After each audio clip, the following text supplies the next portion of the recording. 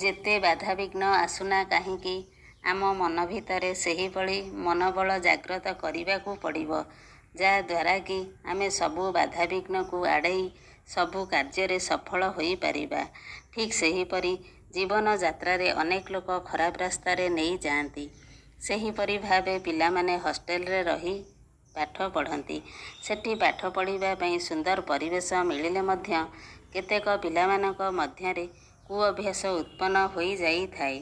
ସେହି ପିଲାମାନେ ସିଗାରେଟ, ଗୁଟ୍ଖା, ମଦ ପିଇବା ପାଇଁ ପ୍ରବର୍ତ୍ତାଇଥାନ୍ତି।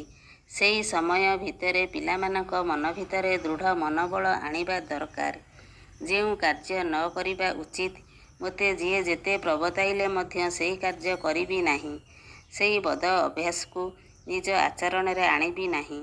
ଯଦି ସେହି ବଦ ଅଭ୍ୟାସକୁ ନ ଛାଡ଼ି ଆପଣେଇ ନିଅନ୍ତି, ତାହେଲେ ପିଲାମାନଙ୍କ ଜୀବନଶୈଳୀ ଗୁଣବତ୍ତା ଉପରେ ବହୁତ ବଡ଼ ପ୍ରଭାବ ପଡ଼ିଥାଏ।